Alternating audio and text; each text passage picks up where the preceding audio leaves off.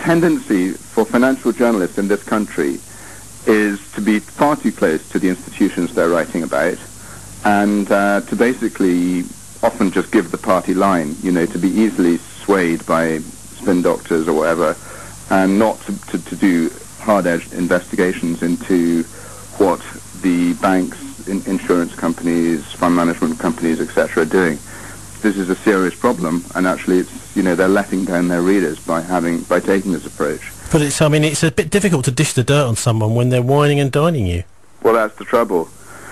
The banks are very clever. They do take the top journalists on jaunts to various things like, horse racing or rugby matches or pop concerts, and that it's not direct bribery, but it's certainly, it can make the journalists lose their skepticism when they're writing about that particular institution. I think that's very dangerous. Well, one financial journalist I've got quite a bit of time for is Faisal Islam on Channel 4 News. Yeah, and so let's switch subjects a little bit now to Cyprus and hear his report on Sunday, where he's talking about really the Cypriot government feeling that they've been ambushed with a fait accompli. It's a lose-lose situation. There will be a huge deposit withdrawal from Cypriot banks with or without a deposit levy. Cyprus suffered a German knockout. Chancellor Merkel in German election year was under huge pressure from the German opposition and her own coalition partners to limit any bailout of Cyprus. The concern that emerged in a 10-hour meeting in Brussels that ended in the early hours of yesterday was about the huge amount of deposits from wealthy Russians in the island's banks. Channel 4 News has been told how the Cypriot finance minister was basically ambushed with a threat to withdraw central bank support to Cyprus's banks from Tuesday and told to take it or leave it, i.e. leave the Eurozone. In a statement published on his website, Cyprus's president of just 2 weeks says he came across a fait accompli, didn't want to choose the catastrophic scenario of disorderly bankruptcy, saying banks in crisis would cease to operate and paying out to depositors would cost 30 billion euros, which the state would be unable to pay, and that the service sector would be led to a complete collapse with a possible exit from the euro. Britain's long-standing historical connection with Cyprus includes military bases and expatriates. Yes, so in a way, it's a kind of an attack on Brits. I mean, there's a lot of Brits with money in banks over in Cyprus. Anyway, what's your thoughts about this? Because this was a bit of a bombshell. It happened almost exactly a week ago. Yeah. Ian. No coincidence, of course, because then it gives the markets no time to react for several days, 3 days in fact, and more, obviously, in Cyprus, because of the bank holiday. Yeah, the timing was perfect. Well, I mean, there's echoes here to me, there are echoes of how the so-called Troika, which is the IMF, ECB, and EC or EU, that's the European Union, the European Central Bank in Frankfurt, and the IMF in Washington. This so-called Troika, has held a number of countries to hostage since the financial crisis started, including Greece, Ireland, Portugal, etc. And when it imposes bailout packages on these nations, it's often they're often very draconian and require an austerity program to be introduced as a condition for the loans. So, to me, yeah, there are definite echoes of that. And I wrote in May 2010 that the European Central Bank has in fact become Europe's feudal overlord. I said Europe faces a terrible future with the welfare socialism that characterized the post-war years being swept away and a possible return to European feudalism, according to economists Simon Johnson and Peter Boone. In a piece that was published in the Daily Telegraph in May 2010, Johnson, who's a former chief economist at the IMF, believe it or not, and a professor at MIT Sloan, said that the ECB is in fact Europe's new feudal overlord, and that its serfs and its vassals are countries, and of course individual voters in those countries. Anyway, sorry, I could go on, but yeah, I mean, I think there's definite kind of sequence here of the same sort of thing. I mean, this is a little bit cheeky, isn't it? Because those feudal serfs are often, many of them are serving soldiers in the British Army in Cyprus, and many British expats. So it seems, even though Britain is not part of the Eurozone, a lot of Brits are getting hit, Martin. Yes, and of course the other geopolitical problem is a lot of Russians are getting hit, including the Russian government, and they've immediately kicked off and said, look, this has been deliberately designed to take our assets. And of course you've got a geopolitical problem there. The Cypriot finance minister is in Moscow, I believe, as we speak, negotiating. No, he's actually gone back home. There's no deal done with the Russians. No. He's come back home. But Ian, this is interesting. You're talking about feudalism, because some of the things on the table in Moscow apparently were natural gas assets, that is to say petrochemicals all around Cyprus, exploration rights for them, and also possibly on the table a Russian naval base in Cyprus, which starts to look rather interesting when you compare it to the standoff that's going on in Syria.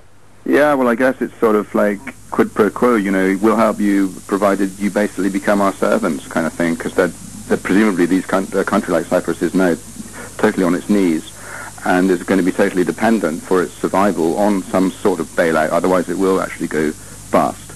And so presumably that does mean there is a degree of bargaining power between Russia and the Troika over, you know, what they can get in return. So what are your thoughts about what might happen next week? Because this is all, apparently the deal's got to be signed by Monday.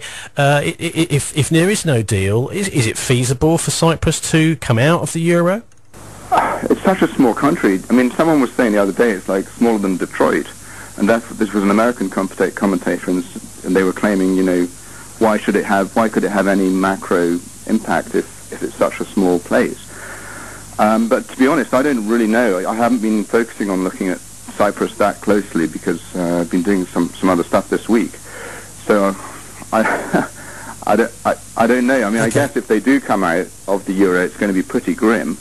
You know, their own currency is going to be subjected to massive inflation. Well, one thing, at least they've got a plane load of euros from Britain, haven't they? I imagine they're euros. We flew out loads of cash out there, didn't we? Martin, what are your thoughts about what might transpire next week? Well, I understand that the Greek government has stepped forward and says they may help out the Cypriots. Where they're getting the money from is another question. Well, yes, a big question. Because, of course, what could happen here, the collapse of Creditanstalt in 1933, I think it was, 3 years into the Depression, was the trigger for the major collapse. I fear that what's happened in Cyprus this week is like the shot at Sarajevo, because of course if Cypriot banks collapse and there's a disorderly exit from the euro, all these derivative contracts will come due, with people have bet against that. And I understand there's a massive bet being placed in the City of London that the euro will collapse in the next 2 weeks by somebody in the know. Now that, of course, is the nuclear moment. But this has been coming for the last 4 years.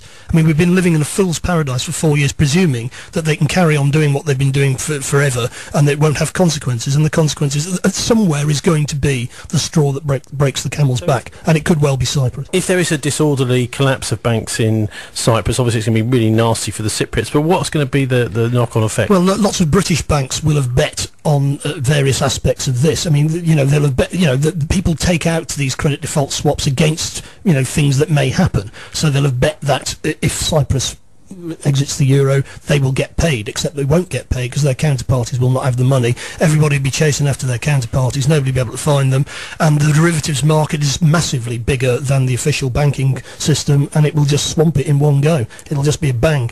I mean, that is quite an apocalyptic scenario that Martin's painting there. It is, but it is an apocalyptic situation. Of course, the Russian, you know, this was coming for a while. It's not surprising. I mean, it's fair to say, isn't it, Ian, that this is pretty unprecedented in Europe, anyway, in the eurozone, for the Troika to go in there and say, right, we're going to shave off amounts from all of the bank accounts in your country. It's the first time that they've actually gone for the depositors and you know, stolen or, you know, shaved off some of their deposits. So yeah, that was a first, and I think it was pretty ill-judged, you know, given what the possible consequences that Martin's outlining. The desire of the Germans to insist on this haircut was perhaps very, very misguided. Now, I mean, we did see a similar kind of thing, just with the IMF, back in Argentina. Many people lost money from their bank accounts in Argentina back in 2000. Is there anything to learn, do you think, from that, Martin? I think the thing with Argentina was it was just them on their own, and they were able to do a very hard deal with the IMF, because if Argentina had defaulted properly, then that would have brought down the international banking system. Now Cyprus and Argentina's politicians had the grit, if you like, to negotiate. It sounds to me what you're saying is that they deliberately picked on little Cyprus because they know that Cyprus can't really fight back. What that's leading to is a situation where they're saying, well, you promised that people with deposits up to 100,000 euros would be protected under any circumstances, and now it turns out that they're not. And of course what you've done there is undermined confidence in the entire banking system across the EU. And it's not just individual EU banks and individual EU countries which will go down if you have a general financial crash. It could start in Cyprus and end in Tokyo within about 20 minutes. Yeah, it does set a very dangerous precedent, because as soon as people lose faith in the money which they've actually deposited in a bank account, that's when you start getting runs on banks happening. And so, I think this is one of the dangers of the German insistence on the haircuts. If you're in one of these people in control of the Troika, maybe the German finance minister or somebody like that who had some influence, what would you be suggesting to get Europe out of this? Because it does seem that we're in a death spiral, and I say that word deliberately, death spiral here, where these debts are never going to be paid off. At least the Cypriots have recognised there's no point in borrowing more money because they'll never be able to pay it off. They're not prepared to kick that can down the road. What would you be doing as a European banker to try and get round this situation? I mean, is it at all feasible that there could be, rather than a disorderly collapse of these banks, that could be done in some kind of orderly fashion and these debts could be cancelled? A lot of the people in charge of the Bundesbank, who have huge influence over the ECB, lack political antennae, and they are kind of very rigidly focused on keeping inflation in check and that sort of thing, and sustaining the value of the euro. And I think they just need to have a different mindset, which is more aware of the human angle, to all of this.